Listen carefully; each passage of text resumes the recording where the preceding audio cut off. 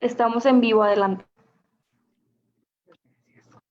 Muy buenas tardes, les damos la más cordial bienvenida a todos los estudiantes y empresarios que nos acompañan el día de hoy.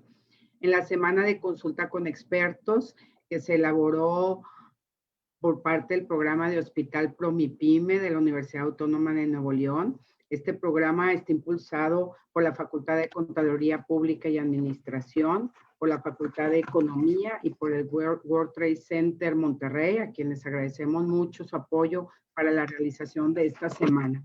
Con éxito, ya vamos al miércoles, ya pasamos el lunes con estrategias administrativas de capital humano y mercadotecnia, el martes con estrategias de innovación y emprendimiento, y hoy toca las estrategias de negocios internacionales, que bueno, son muy importantes para poder apoyar a todos esos microempresarios en poder internacionalizarse, incrementar sus exportaciones. Aquí hay 3 expertos el día de hoy que van a poder apoyarnos con su expertise. Y vamos a iniciar con una alumna del doctorado en filosofía con especialidad en administración, de la cual yo soy la coordinadora. Y sí me gustaría promover este doctorado, invitarlos a todos los que quieran estudiarlo. Es de 3 años y medio y tenemos 4 líneas de investigación. Tenemos la línea de investigación de negocios internacionales, la de gestión de capital humano, la de innovación tecnológica y gestión pública y privada. Y sobre todo, lo más importante de este programa es la aportación al conocimiento que dan todos los tesistas, todos los estudiantes con nosotros para mejorar el entorno de la sociedad en cuanto a la administración de empresas. Entonces, en esta línea nos está apoyando el día de hoy una de las alumnas de nosotros, Laura Alejandrina Zúñiga, quien también es maestra de la Universidad de Monterrey y que también da clases en el TEC de Monterrey y bueno, tiene un expertise amplio en el turismo de negocios. Entonces, por eso el día de hoy quisiera preguntarte, Laura Alejandrina, ¿qué estrategias de negocios consideras tú que pueden adoptar las pequeñas y medianas empresas para aprovechar todo ese turismo de negocios que acude al área metropolitana de Monterrey? Entonces, no sé si nos puedas contestar esta pregunta. Gracias. Buenas tardes al auditorio. Doctora Mónica, gracias por la invitación. Me gustaría compartir la pantalla para desarrollar un poquito esta pregunta que me llega ahora, o que me haces. Me permiten, ¿verdad? Claro, claro. Incluso déjame comentar la mecánica. Los invito a todos los que nos están escuchando, si gustan hacernos preguntas, nos interesa más tener un diálogo con ustedes. Aquí en la parte de abajo, ustedes pueden ver en el Zoom, está preguntas y respuestas. Nos pueden colocar todas las preguntas que ustedes deseen.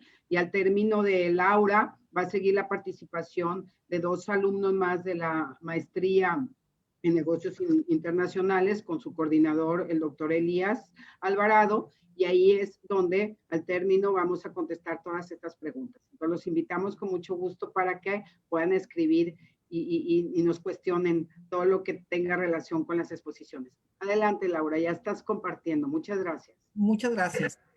Yo quería, nosotros en una zona industrial, en una zona completamente abocada a la producción, a la manufactura, el turismo lo veíamos en el pasado como una actividad que no era tan importante dentro de nuestra sociedad neolonesa.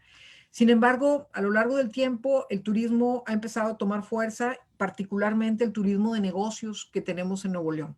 El turismo de negocios ha crecido en la última década y ha tenido un ritmo muy asociado precisamente a los negocios internacionales, a la apertura comercial.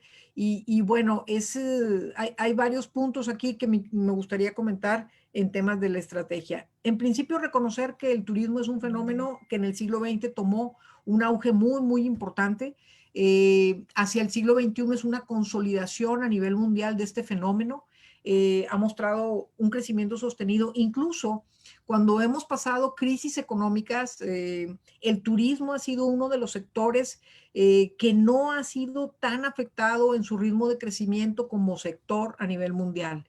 El PIB del turismo en México tiene una participación del 8.7% y México en el sexenio pasado, en particular del 2012 al 2018, pasó de una atracción de turistas internacionales de un lugar número 12 a un lugar número sexto.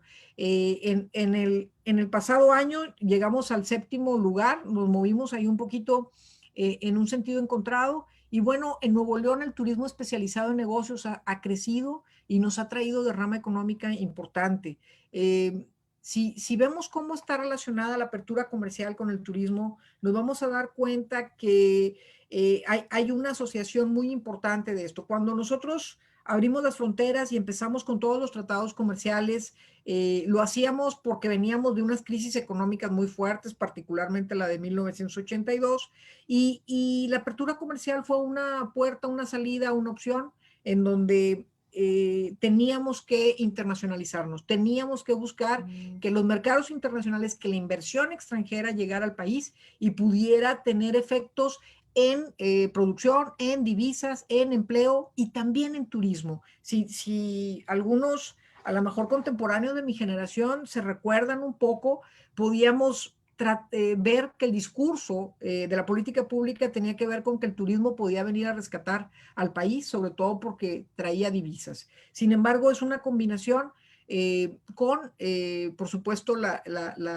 el petróleo que lo teníamos como una opción de atracción de divisas y que, sin embargo, al caer el precio del petróleo dramáticamente, pues esto dejó de serlo y el turismo tomó su lugar, al igual que el comercio internacional y la inversión extranjera, por supuesto. Cuando hablamos ya del turismo de negocios en Nuevo León, tenemos que hablar no solamente de las grandes empresas, de las grandes cadenas, de las compañías aéreas, sino también tenemos que hablar de todos los proveedores que son pymes hacia este sector. En este caso, tenemos pequeños negocios o empresas medianas que están siendo proveedores de la hotelería, de las áreas de las ferias y convenciones alrededor de Cintermex, alrededor de todos los espacios hoteleros para las conferencias, etcétera, o los momentos en donde podemos tener estas convenciones o congresos de diferentes especialidades. Nuevo León empezó a tener o a ser muy competitivo solo detrás de la Ciudad de México en la atracción de eventos de ferias y convenciones. Y esto trae una derrama importante alrededor de todas las pymes que están haciendo la proveeduría. El tema de restaurantes, pues es una parte del sector turístico, sin embargo, es de notar que el crecimiento del sector ha estado de la mano también del crecimiento del turismo de negocios. Y tenemos otros servicios subsecuentes que están siendo impactados. Entonces, cuando hablamos del turismo, tenemos que pensar en estas cadenas de proveeduría del pymes que están vinculadas y que entonces pudieran en determinado momento empezar a tener elementos de valoración hacia el sector turismo de negocios dentro de nuestro estado. Cuando hablamos qué hace que el turismo de negocios pueda crecer en Nuevo León, cuáles son las variables que inciden en el turismo de negocios y que tenemos que observar porque de ahí podría derivar la política pública para hacer crecer el sector y en consecuencia hacer crecer las cadenas de proveeduría, las empresas y por supuesto consolidar el sector. Bueno, probando algunos modelos, por supuesto, está fundamentado que la inversión directa que llegue a Nuevo León para la generación de empresas, manufacturas, la instalación puede ser la inversión extranjera directa o la inversión nacional incluso, puede mover el turismo de negocios o mueve el turismo de negocios, lo impacta de manera positiva. El comercio internacional, en un ejercicio econométrico, nos podemos dar cuenta que también tiene efectos en el turismo de negocios. Es decir, a mayor volumen de comercio internacional que tenga la región, la zona, en particular Nuevo León, de cualquier tipo, puede ser manufactura, industria pesada, podemos tener incluso servicios, el turismo de negocios se incrementa. En infraestructura, la infraestructura turística es un must, debemos de estar preparados para recibir al turista, de otra forma no va a venir. Y la promoción turística es un elemento muy importante. Nuevo León ha hecho un esfuerzo importante en posicionarse como un centro de atracción de ferias y convenciones y congresos a Monterrey o el área metropolitana de Monterrey. Entonces la promoción es importante. Cultura y entretenimiento es una variable que parecía no tan importante, sin embargo, el único fin de semana aquí en Monterrey, en donde no encontramos un espacio en el hotel, tiene que ver con fines de semana en donde hay una combinación de congresos académicos, ferias de negocios, exposiciones y eventos culturales y de entretenimiento de alto impacto. Entonces, esos momentos en donde tenemos estas dos conexiones empiezan a ser relevantes para la atracción de turismo de negocio. Ahorita lo voy a explicar un poquito más. Y la variable de seguridad, la seguridad del destino en este caso de negocios como Monterrey, es muy importante. La estadística nos muestra una caída dramática de la atracción de turistas de negocios cuando tuvimos los años difíciles en seguridad en nuestra ciudad, que fue 2010, 2011, en donde vivimos una crisis de seguridad dentro del Estado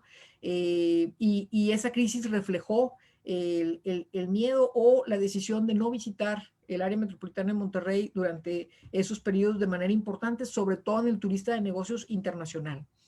De aquí entonces podemos hablar que el turismo de negocios está relacionado positivamente con todas estas variables que les presenté.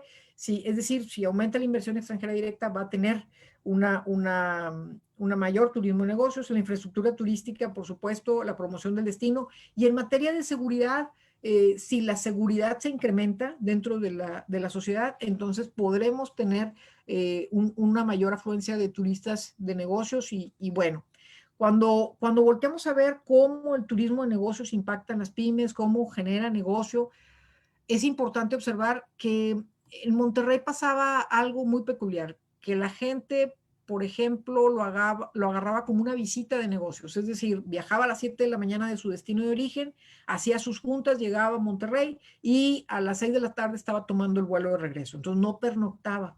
Si no pernocta, pues no es turista, es un visitante y obviamente la derrama económica se limita mucho en la zona. Necesitamos que se quede, necesitamos que pernocte, que se queden y que además no nada más se quede un día, que se quede más días. ¿Cómo podemos lograr que el turista de negocios prolongue su estancia y genere una mayor derrama económica? Bueno, dentro del modelo, dentro de las diferentes variables, una de estas variables es la más relevante y es la oferta cultural y de entretenimiento. Debe ampliarse y debe tener una total difusión para hacer que el turista de negocio se quede. Si se queda, entonces comenzará en este sentido, pues la derrama de proveeduría para las pymes. Es una variable muy importante, le da fortaleza al destino y además hay otra cosa muy importante. Ahorita estamos aprendiendo a hacer negocios a través de Zoom, tener juntas a través de estas plataformas virtuales, digitales, y posiblemente esto llegó para quedarse. Es decir, podemos prever que pueda venir un cambio en la forma de interactuar del turismo de negocios con las visitas o los viajes que tienen que hacer y minimizarlos dentro de la posibilidad de usar este tipo de plataformas. Sin embargo, el hecho de que existe una oferta cultural y de entretenimiento en el lugar del destino hace más atractivo el destino. Por lo tanto, sugiere que estos congresos y convenciones no sean siempre o de manera permanente de una forma virtual. La gente también se está cansando de estas plataformas y la interacción en los negocios con la contraparte o con el equipo de trabajo o en la planta o la supervisión que se hace en físico puede no sustituirse por las plataformas. Pero el elemento de la atractividad del destino invita a que el viaje se dé. En este sentido, entonces, pues podemos hacer una recomendación de política pública en general, mayor oferta cultural y entretenimiento para poder tener la capacidad de una mayor atracción de turistas de negocios y de que prolonguen su estancia, que pernocten y que puedan quedarse de una manera más extendida y por ello la derrama económica. El turismo, lamentablemente, este año pues sufrió ahora sí una de sus más grandes crisis que había estado a prueba en otras crisis financieras y ni siquiera se acerca a los momentos en donde hubo un miedo a volar después de los ataques del 11 de septiembre en el 2001. O los ataques terroristas que vivió Europa hace un par de años. La pandemia ha sido voraz con muchos sectores y el turismo no es la excepción. Es uno de los sectores más afectados, con caídas incluso hasta el 80% de su valor, con una recuperación muy lenta y no se prevé una recuperación pronta. Al principio de la pandemia se esperaba que en estos momentos ya tuviéramos una salida, hubiésemos podido pasar la primera ola o pudiéramos haber superado la pandemia en relación al COVID. Sin embargo, no ha sido así. Los especialistas y muchos de los análisis que se han estado reportando por la Organización Mundial del Turismo prevén que esta recuperación no va a ser hasta el 2022 y no vamos a llegar a los niveles de turismo en la mayor parte de los destinos como estábamos en inicios de 2019 o bueno, todo el año 2019 hasta el 2023. Esto no son buenas noticias, sin embargo, sí hay destinos particulares que han podido lograr una reactivación. ¿Qué destinos particulares han podido lograr una reactivación? Aquellos que han logrado tener protocolos seguros de apertura, que el destino muestra madurez en la ciudadanía por el manejo de la pandemia. Todos, absolutamente todas las personas que están teniendo que salir a trabajar lo hacen con protocolos muy seguros y empieza esa madurez a hacer una disminución en los contagios. El otro elemento que le ha dado fuerza también a algunos destinos es la promoción del destino turístico y esto pues ya depende más en un sentido de política pública. Parece que todos quienes estemos vinculados de alguna forma con la proveeduría del sector tendríamos que buscar efectivamente un comportamiento muy maduro en relación al protocolo si queremos que la reactivación se dé y además los viajeros empiecen a tener confianza, en particular los turistas de negocios, a venir a interactuar con las operaciones o con los elementos pendientes. Sabemos que los eventos masivos como congresos o ferias todavía no van a estar abiertos, sin embargo, en la medida en la que el destino empiece a madurar en relación al manejo de la pandemia, podrá hacerse esta apertura paulatina de ferias y convenciones que tan necesarias son en el turismo de negocios de Nuevo León. Creo que es una situación muy especial la que está viviendo el sector, única en toda su historia y que va a ser un parteaguas importante en esta nueva normalidad que vamos a enfrentar después de la pandemia.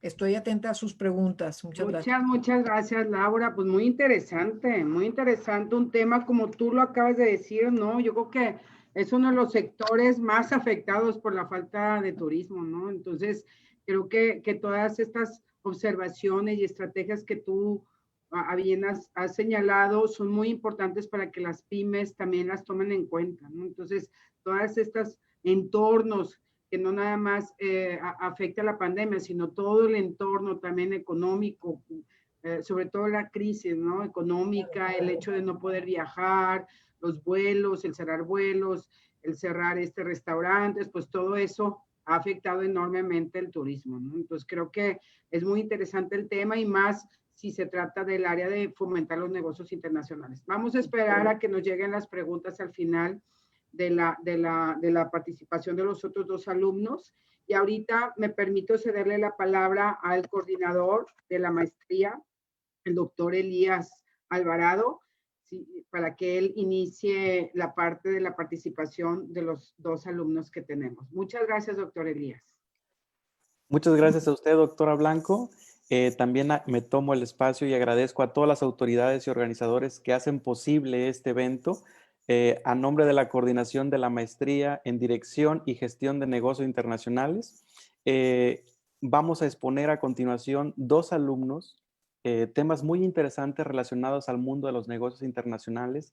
Pero antes de darles la palabra a los alumnos con mejor promedio, déjenme decirles que están cordialmente invitados a que vean el programa ¿ok? Aquellos alumnos que están viendo en tiempo real este enlace, el programa de la maestría en Dirección y Gestión de Negocios Internacionales está en el PNPC del CONACYT, tiene ese distintivo que nos caracteriza o nos diferencia del resto de las maestrías con este enfoque, ¿ok? Las líneas de investigación de nuestra maestría es la educación en los modelos de los negocios internacionales, desarrollo empresarial y sustentabilidad en los mismos negocios con un enfoque internacional, así como la competitividad que existen en el mundo de los negocios, ¿ok?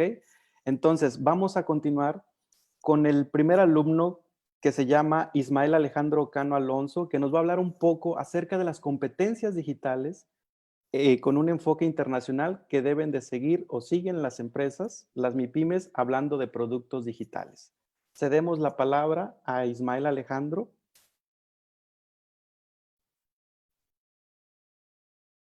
Hola, buenas tardes a todos. Permítanme compartir la presentación.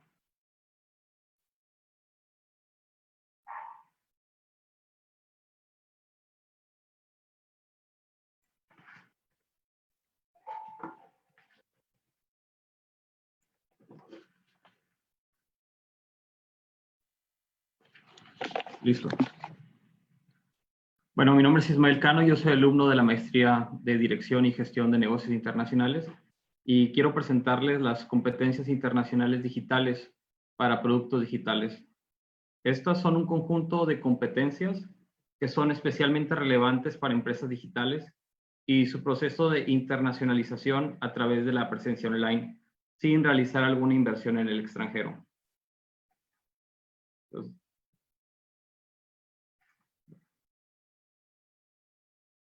la internacionalización temprana y acelerada de las empresas de reciente creación está asociada siempre con sólidas capacidades organizacionales, como la innovación, la orientación al mercado y habilidades de marketing digital.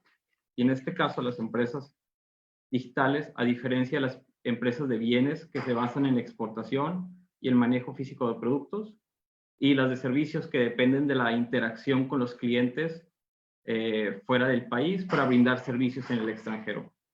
Esas empresas digitales obtienen todos sus ingresos de los mercados virtuales ofreciendo productos digitales y en este caso el Internet juega un papel central en el funcionamiento y modelos de estas empresas, como son sus operaciones, medios de entrega que les permiten ofrecer, vender, pagar y transferir electrónicamente en todo el mundo.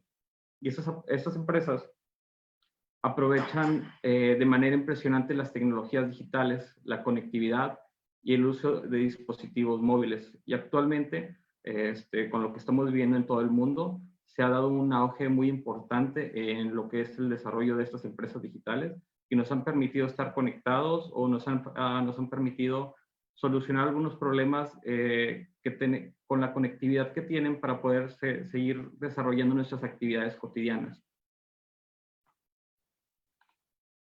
Algunos de los ejemplos de estas empresas son plataformas de Internet, que son redes sociales que permitan a los usuarios crear contenido e interactuar entre ellos, proveedores de soluciones digitales, ya sean los servicios de nube, las formas de pago o proveedores de algún servicio en especial que dan soluciones a ciertas empresas, y productores y distribuidores de contenido digital, todos los editores de video, de música, juegos y entretenimiento. Estos son algunos ejemplos de las empresas digitales. Los métodos de internacionalización para las empresas digitales pueden considerarse más rápidos y sencillos en términos de inversión y están relacionadas directamente con las oportunidades en los mercados digitales, lo que les permite realizar ventas digitales a través de usuarios y asociaciones interconectadas con otras organizaciones en los países extranjeros. Y estas son las competencias a las que les quiero mencionar. ¿Cómo es que algunos emprendimientos digitales con recursos limitados tienen un rápido éxito en su internacionalización? Y comparado con las empresas, con las grandes empresas, estas empresas, como son algunas de reciente creación, tienen menos recursos, instalaciones, capacidad de equipo. Y a pesar de la falta de estos elementos, estas empresas de reciente creación de forma digital están dando batalla a las grandes empresas a pesar de no contar con ninguno de estos recursos. Pero lo que estas empresas tienen son recursos intangibles como el know-how, habilidades y competencias de las personas que trabajan en estas empresas. Y con estos recursos intangibles, en algunos casos han superado a las grandes empresas. Y aquí les presento algunas competencias clave para la internacionalización y expansión en línea.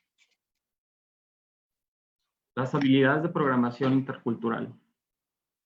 La combinación de fuertes habilidades de programación y la sensibilidad cultural permiten a las empresas desarrollar interfaces para mercados internacionales sin tener que reescribir su programación para aplicarse en cada nuevo mercado. Y esta es la habilidad de adaptarse al mercado objetivo y seguir siendo compatible con los líderes como son Facebook, Google, Amazon, adaptándose a lo que es nuevo y actualizando el sistema. Entonces siempre tienen que estar en constante adaptación, viendo cuáles son las nuevas tendencias, quiénes son los líderes, qué plataformas se están utilizando en los diferentes mercados para adaptarse y tener una buena penetración y un buen desempeño en ese mercado.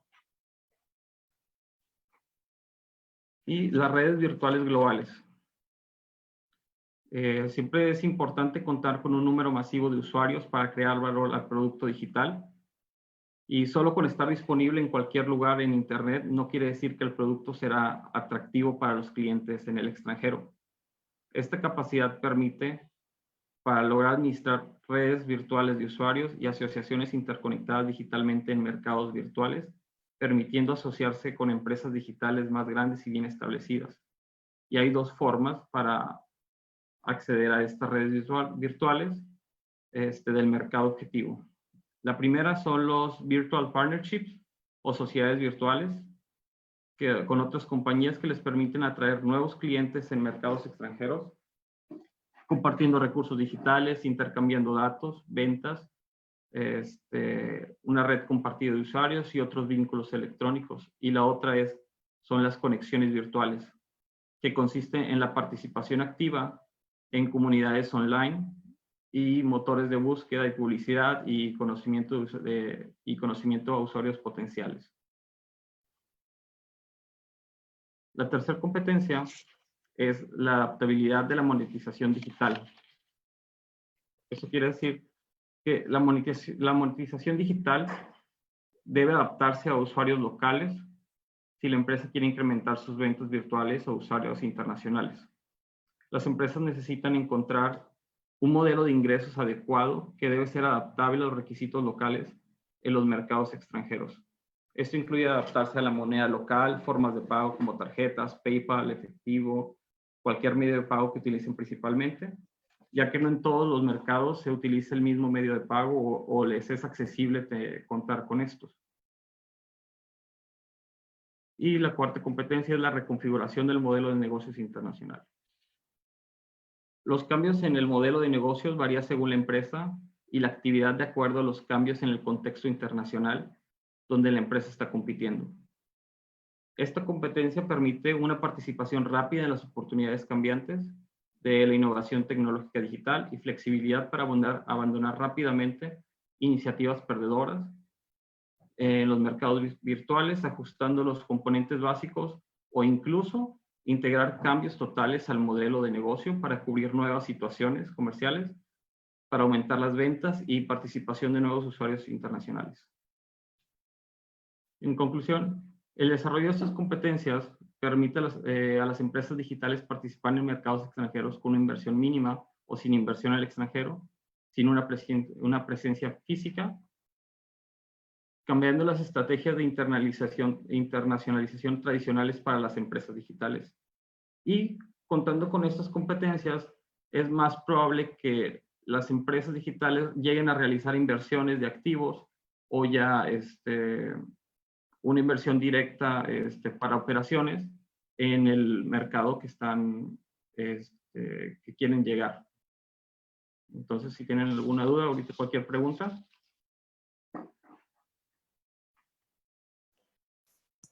Muchas gracias, mi estimado Ismael Alejandro. Muy buena presentación y sin duda alguna concuerdo contigo. Hoy en día vivimos en la era digital y cualquier tipo de negocio o empresa está obligada efectivamente a invertir en este tipo de competencias digitales que tú bien acabas de señalar, ¿ok? Paralelo a ello, el siguiente alumno que se llama Aquile Conte nos va a hablar un poco, y está correlacionado con tu tema, Ismael, sobre los cambios que ha tenido esta globalización. Recordemos que la globalización es un proceso, como bien señala Ismael, de internacionalización del capital, donde cada una de las economías, en este caso empresas o negocios, se vuelven cada vez más interdependientes. Aquile Conte nos va a hablar sobre las cadenas globales de valor y este efecto que trae consigo o que trajo consigo el COVID-19, que bien señala nuestra doctorante, primer ponente, en este mundo del COVID-19, ¿verdad? Entonces, Aquile Conte, te cedemos el micrófono. Gracias, adelante. Buenas tardes. Buenas tardes, sí, un momento. ¿Pueden ver la presentación? Listo, se ve. Muy bien, perfecto. Buenas tardes a todas y todos. Me llamo Achille Conte, soy un estudiante italiano, está cursando la maestría en Dirección y Gestión de Negocios Internacionales en la facultad en FACPIA, en la Universidad Autónoma de Nuevo León. Les voy a hablar esta tarde de un tema, pues, muy importante, o sea, las consecuencias que el COVID-19 y esa pandemia nos va a traer, no solo para las pequeñas y medianas empresas, sino para todo el conjunto de la sociedad y de la economía en general. He decidido llamar mi panel COVID-19 y los cambios en la globalización, el papel de México en las cadenas globales de valor. ¿Cómo se puede situar México en esta supuesta nueva normalidad a la que nos vamos a enfrentar después de la pandemia? Pues bien, del offshoring al nearshoring, empezamos con un poco de historia.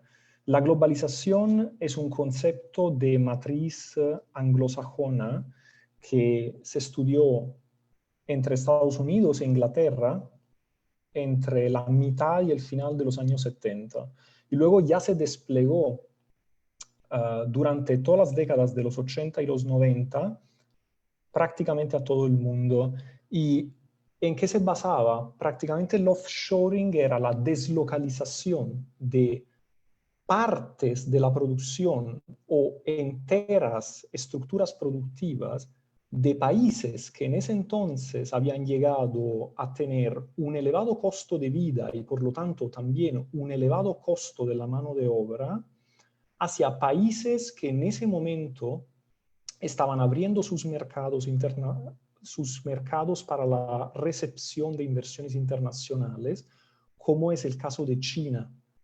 Cuando Deng Xiaoping decide de renunciar a la tradición maoísta y en 1976 abre los mercados chinos, empieza una revolución que dejará en el olvido y en el pasado todo lo que había anteriormente en términos geopolíticos, en términos económicos y sociales.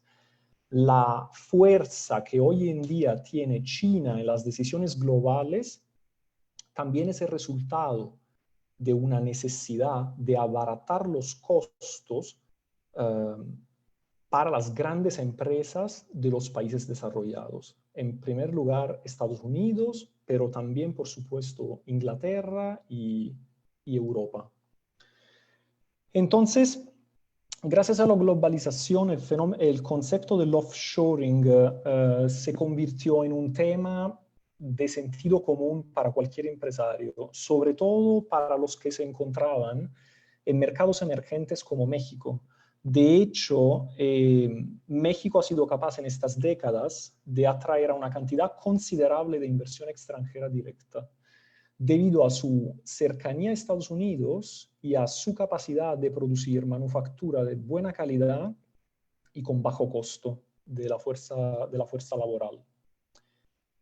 A pesar de todo, Antes de la pandemia producida por el COVID-19, eran pocas las grandes empresas que se planteaban realmente la posibilidad de salirse de los mercados asiáticos.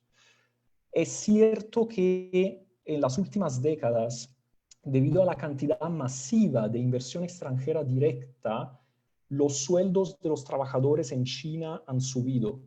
Pero también es cierto que se han abierto otros mercados, como son los de Tailandia, de Malasia, de Camboya y de Vietnam. Entonces, resultaba muy poco atractivo para los ejecutivos de las grandes empresas salirse de Asia porque las condiciones eran todavía demasiado buenas para la inversión y para la producción de bienes de consumo. La pandemia de COVID-19 ha demostrado, sin embargo, la necesidad de poder acercar las cadenas globales de valor para hacerlas más resilientes. Un riesgo que antes del COVID, del brote del coronavirus, nadie tenía realmente en cuenta. Había el riesgo, por supuesto, acordémonos del caso de la central nuclear en Japón, había el riesgo de maremotos, terremotos, eso sí, por supuesto, en determinados lugares clave de la producción global sí se tenían en cuenta, pero una pandemia no era esperada literalmente por nadie. Como consecuencia de esto, la necesidad de impulsar cadenas globales de valor que sean más cortas y resilientes frente a los riesgos macroeconómicos actuales conllevarían la oportunidad para México de recibir una mayor cantidad de inversión extranjera directa en los próximos años. Es por eso que desde hace unos años empieza a hablar en las oficinas, en los altos ejecutivos, entre los altos ejecutivos de las empresas, se empieza a hablar de la posibilidad del nearshoring, es decir, la relocalización de la producción saliendo de los mercados asiáticos para relocalizar en un lugar cercano a las empresas, pero más barato. Y en este caso hablaríamos, por supuesto, de todo el conjunto de empresas que están situadas en Norteamérica, en Estados Unidos y en Canadá. Este fenómeno puede ser aprovechado por México si se tienen en cuenta posibles riesgos. El principal riesgo es permanecer en los sectores tradicionalmente conocidos por México sin explorar las potencialidades de las industrias en alza. Por ejemplo, el know-how que México tiene en la manufactura de semiacabados y la producción automotriz es de nivel mundial, pero si México quiere aprovechar esa oportunidad para subir de nivel y para hacer que su sistema productivo genere un mayor bienestar, una mayor riqueza, tiene que centrarse en producciones con un nivel de valor agregado más alto. Y esto es evidente que está ligado a la industria tecnológica. La industria tecnológica, de hecho, no conoce crisis y los datos son su materia prima. Y en estos tiempos, invertir en tecnología es de verdad una ocasión de oro para que lleguen inversiones que puedan producir este cambio de rumbo para el país. En ese sentido, la industria tecnológica no solo no ha tenido crisis, sino más bien todo lo contrario. Ha aprovechado de esta crisis económica para fortalecerse y para demostrar su presencia absoluta en la vida cotidiana de hoy en día. Siendo verdaderamente honestos intelectualmente, ¿quién de nosotros elegiría vivir hace 50 años con todas las comodidades que podemos aprovechar hoy en día? Desde las instituciones bancarias hasta la industria manufacturera, cualquier industria hoy en día necesita, por ejemplo, almacenar los datos y gestionarlos de la forma correcta y de una forma que sea ágil y segura. Quien ha sido capaz de ver esta tendencia antes del tiempo, ahora recoge los frutos de su sabia decisión. Es por eso que me gustaba la idea de hablarles de casos concretos de éxito en México.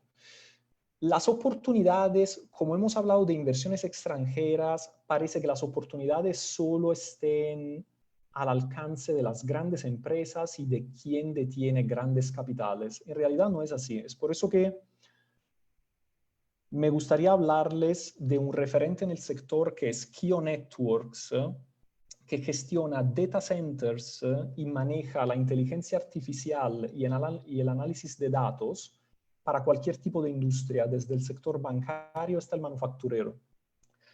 Kio Networks es una empresa basada en Querétaro, 100% mexicana, que empezó sus operaciones en 2002. A lo largo de los años ha sido capaz de expandirse y ahora cuenta con 40 data centers distribuidos por todo el país, por todo México, y ha alcanzado hasta España, Guatemala y República Dominicana. Actualmente la empresa está valorada en $1.000 millones y emplea casi 1.600 mexicanos. La última vez que revisé había 1.595 empleados. El almacenamiento de los datos y su correcta gestión y manejo representan, por lo tanto, un sector en alza, y el éxito de esta empresa nos demuestra su importancia y la necesidad de seguir por ese rumbo. Anticipo una posible pregunta. ¿Cómo haría una pequeña empresa a entrar en un sector tan complejo? Bueno, podría, por ejemplo, dedicarse a la seguridad.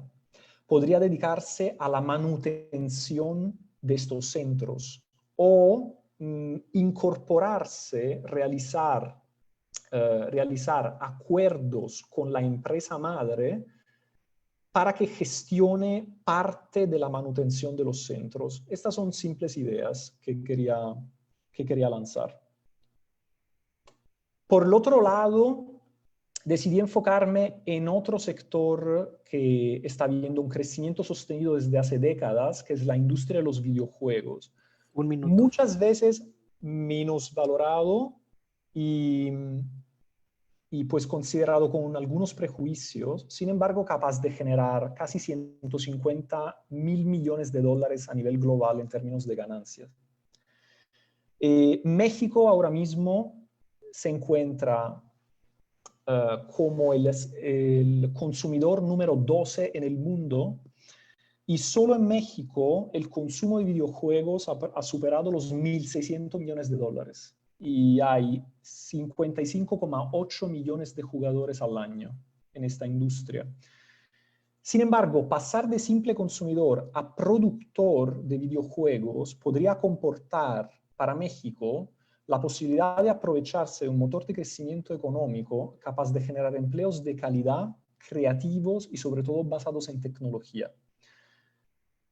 Por supuesto, realizables desde casa, a prueba de cualquier pandemia futura, y esperemos por supuesto que eso no pase. Un caso excelente al respecto es Estación Pi, que es una empresa de Ciudad de México que empezó literalmente desde la casa de sus dos creadores y ahora ya cuenta con más de 20 empleados y con una atención creciente de empresarios e inversionistas. En conclusión, estos dos casos son claros ejemplos de los potenciales presentes en las respectivas industrias, y de nuevo hay que subrayar el hecho de que las oportunidades no están reservadas solamente a las grandes empresas, sino que cualquier pequeña y mediana empresa dotada de visión a mediano y largo plazo podría plantearse dar el paso hacia estos sectores, porque es seguro que verán sin lugar a duda un crecimiento sostenido en las próximas décadas. Muchas gracias. Muchas gracias, Aquile Conte. Estoy abierto a cualquier pregunta. Gracias, muy amable. Por cuestiones de tiempo, le voy a ceder el micrófono a la doctora Mónica Blanco para que siga con el orden del día y esperemos que haya muchas preguntas. Adelante, doctora. Muchas gracias y pues sí, si hay varias preguntas, les agradecemos mucho el interés por esta semana de consulta de expertos y bueno, voy a tratar de intercalarlas y aparte también de seleccionar algunas de ellas, ¿ok? Y entonces empezaré con, para Laura, viene una pregunta. Cuando comentas tú de que se requieren apoyos financieros en condiciones especiales para precisamente fomentar o para tratar de atraer este turismo, ¿nos podrías dar algunos ejemplos, por favor? Sí, claro, claro. Hay algunas organizaciones, como por ejemplo el Consejo Nuevo León y Unir y Dar, que generaron una iniciativa de parte del grupo de los 10, de las 10 empresas más importantes de la región, para hacer un fondo que se llama Reactiva Nuevo León. Sabemos que hay muchas limitaciones de parte del gobierno, particularmente por todo el gasto excesivo en el manejo de la pandemia, en las finanzas estatales. No hay recursos para poder hacer estos créditos o estos apoyos financieros efectivos y creo que sentimos desde una posición completamente académica que los recursos que se han ofrecido en el gobierno federal han sido insuficientes. Entonces, los apoyos financieros han venido por las cámaras. Estos apoyos financieros especiales son con plazos extendidos y tasas de interés preferencial y condiciones de pago hasta que el semáforo permita la reactivación del sector. Entonces, esto para tratar de sobrellevar pues los gastos fijos o el tema de mantener los empleos dentro de la posibilidad, ¿verdad? Entonces, a estos apoyos me refería. Los están dando cámaras, los están dando grupos de empresarios que están ayudando a otras empresas, sobre todo en la proveeduría de pequeñas y medianas empresas. Muchas gracias, Laura. Y pues muy interesante para que sepan los empresarios que nos están escuchando, ¿no? De las MIPYMES, tratar de buscar estos apoyos que a lo mejor no son muy conocidos, pero que pueden apoyar muchísimo durante esta pandemia. Sí, muchas gracias. Ahora tengo otra pregunta para Achille Conde. ¿Cuál cree que sea la principal diferencia para México e Italia con respecto a la industria o servicios tecnológicos que vive hoy en día las MIPYMES? Muy bien, pues veo una gran ventaja para México porque siendo un país emergente tiene un costo de la fuerza de trabajo mucho más competitivo. En el caso de Italia, hemos salido poco y mal de la última crisis económica y somos poco competitivos con respecto a nuestros países cercanos, como son sobre todo Alemania, Inglaterra. Entonces esto es una de nuestras debilidades, que no somos capaces de hacer el salto para llegar a los niveles del norte de Europa. Sin embargo, México tiene una fuerza laboral muy joven, tiene un talento de grandísima calidad y por lo tanto el sector tecnológico, me repito, la industria de los datos y de los videojuegos pueden representar verdaderas minas de oro en las próximas décadas porque ya están viniendo de años con crecimientos a doble dígito. Muy interesante, ¿no? Y sobre todo, como dices, estoy cierto, ¿no? México se conoce por una mano de obra eficiente y barata, pero sobre todo eficiente y con productividad. Entonces creo que ahí hay un punto interesante que nos haces mención para que también las demás empresas vean esa área de oportunidad que tenemos de ser más competitivos. Muchas gracias. Otra pregunta para Ismael Cano. ¿Cuál es la competencia digital más importante que debe tener una MIPYME dada la situación de la pandemia? Listo. Pues las 4 competencias son importantes porque hablan en conjunto sobre la adaptación del producto, que es la programación, sobre los usuarios, la monetización y el modelo de negocio. Entonces, dependiendo de qué modelo de negocio tiene la empresa digital, algunas cobran más relevancia para poder adaptarlos, ya sea cambiando los modelos o la monetización. Entonces, dependiendo de qué producto estén manejando, algunas toman más importancia, ya sea en la atracción de usuarios o en la atracción de clientes. Entonces, depende mucho de la empresa digital, pero en su conjunto es lo ideal para lograr una internacionalización exitosa.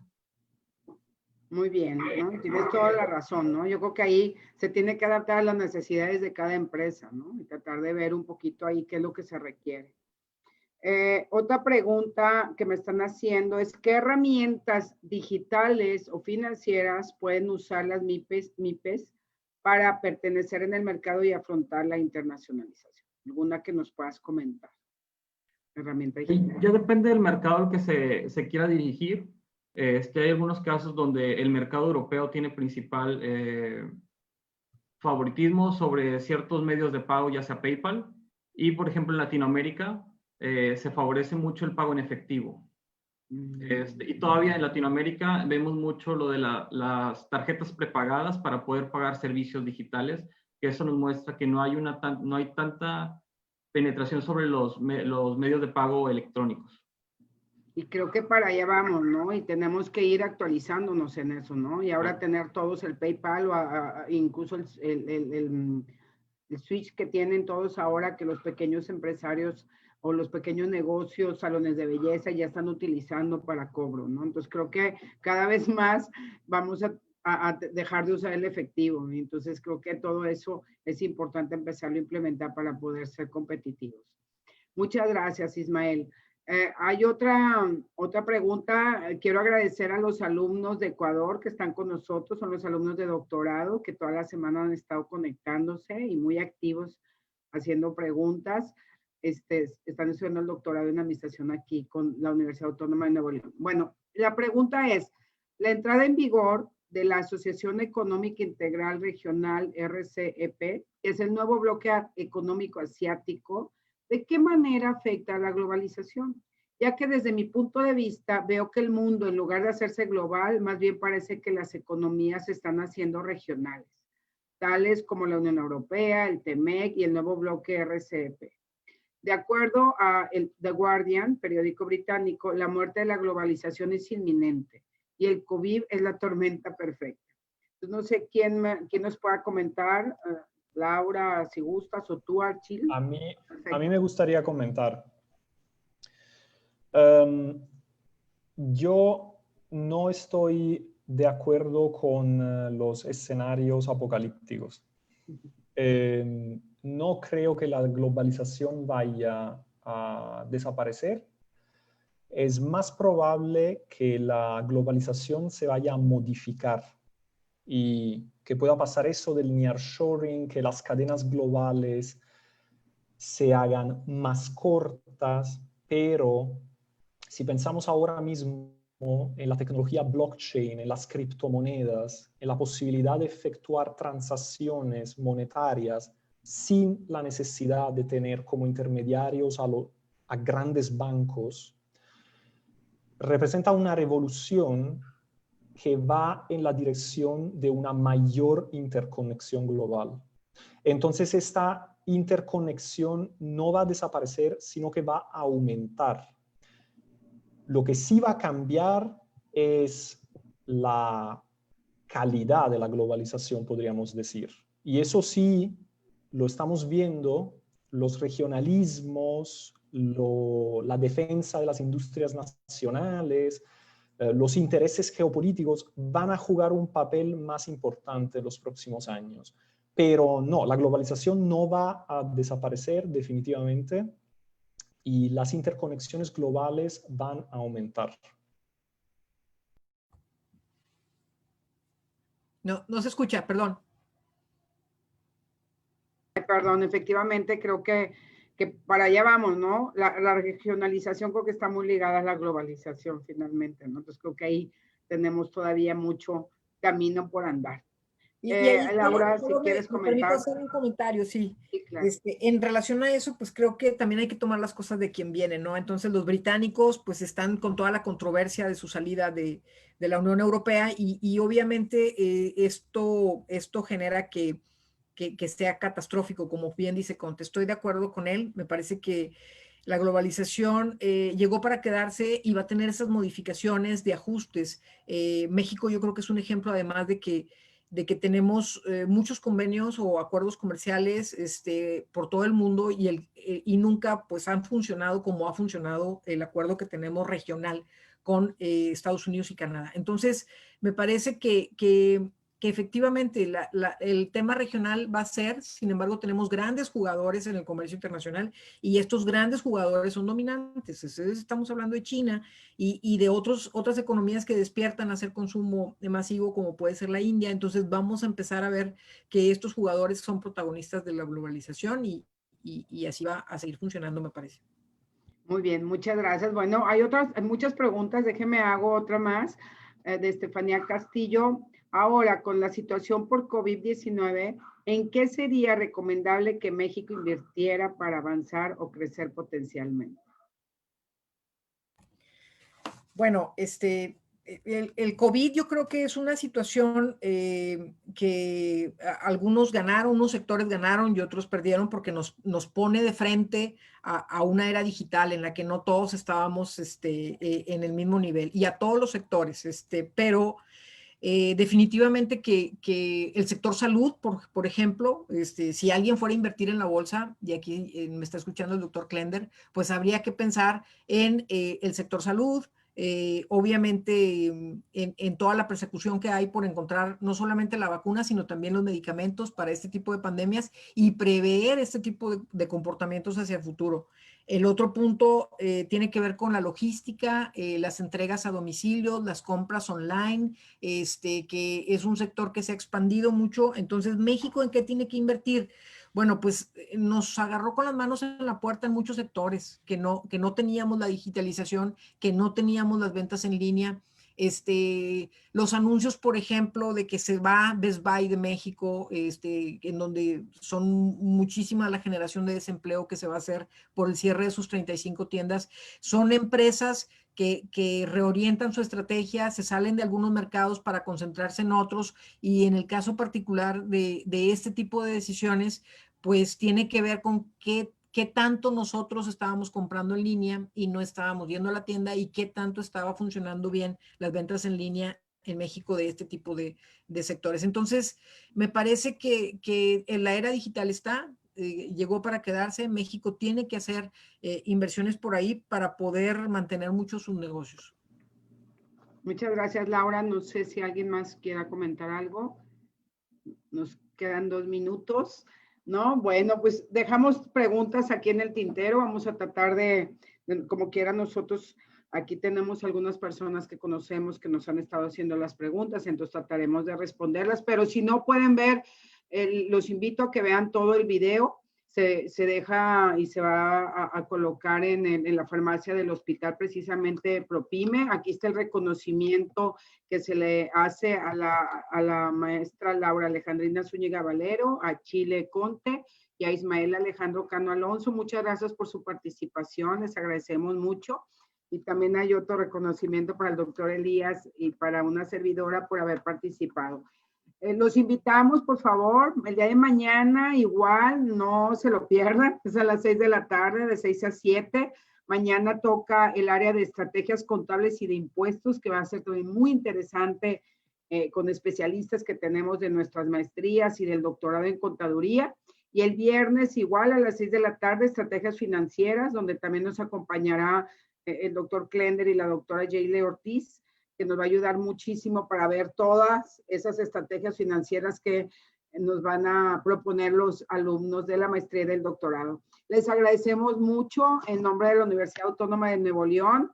Esperamos les haya agradado esta semana de consulta de expertos. Muchas gracias, doctor Elías Alvarado. Muchas gracias a Chile Conte y Ismael Alejandro Cano, así como Laura Zúñiga, por estas grandes aportaciones que ustedes hacen del conocimiento. Muchas gracias a todos. Muchas gracias. Gracias. Gracias, buenas noches. Hasta luego, buenas tardes.